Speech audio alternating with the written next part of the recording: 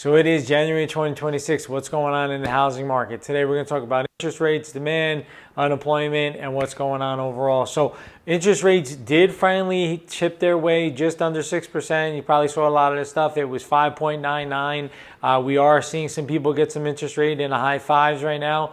They're dipping between high fives and low sixes. So that's a great thing overall financially, but also a great thing for the overall consumer confidence, which I think is pretty big. So as we look to, see what's going on in the future, as that consumer confidence comes up, even if rates hover on here, I think 6 is a psychological barrier that does pretty well for the overall industry. In 2026, we expect a housing market that's steadier, but not yet off to the races. It says Realtor.com. So I do think in our area, we are going to see, stronger demand than a lot of other parts of the country. Westchester, the boroughs, Connecticut, Dutchess, Putnam. We tend to see a little bit of a stronger market overall because we are that proximity to New York City with jobs and everything like that. So we're encouraged to see so far the strong demand that we've seen at the beginning of the year. We anticipate affordability will improve modestly on average in 2026. This results from our expectations of slightly lower interest rates, only modest increase in home prices, and more balanced market than in recent years. Jake Krimmel, senior economist, Realtor.com. So far what we're seeing is we are still seeing a good amount of increase so far this month in price values coming up. I think that is due a lot to low interest rates. So I think in our area, we may see a little bit more of a balance, but it will probably be a little bit more affordable overall, especially if interest rates come down. As we go into the next year, the mortgage rates will be a little bit better. It's not going to be a big decline, but it'll be a modest decline that will improve affordability. Lawrence Young, Chief Economist, National Association of Realtors. I agree with that. I think we're going to see some, tick down. I think that basketball kind of flirting around.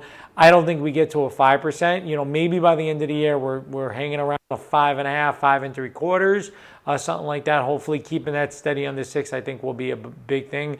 But I'm not expecting 5 anytime soon. But better, interest rates going down, the better it is. U.S. home buyers will start to get some relief in 2026 with affordability improving as income growth outpaces home growth.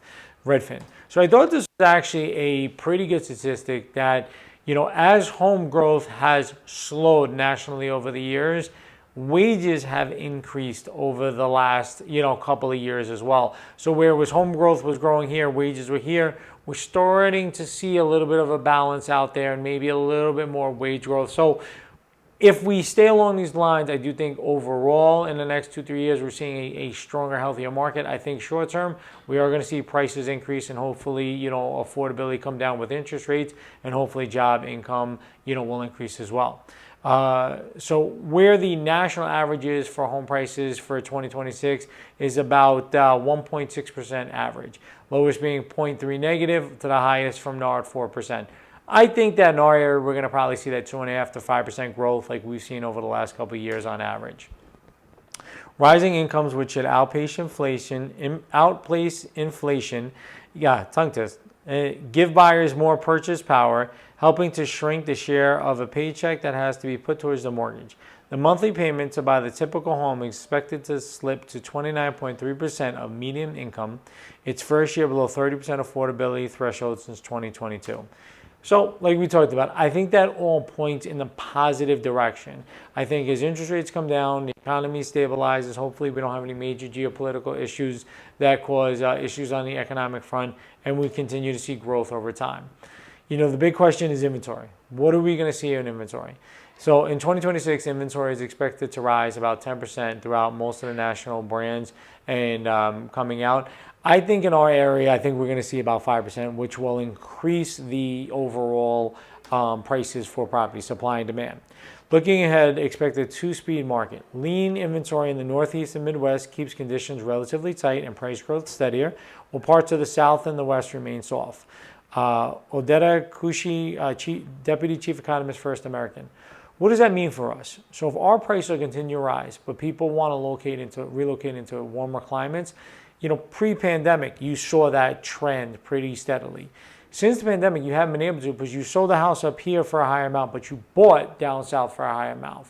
Now, if we're still continuing to grow and down south is having a little bit of price pressure, that puts a lot of people in our areas in a better position to go and make a better economic move, which will hopefully increase the inventory overall.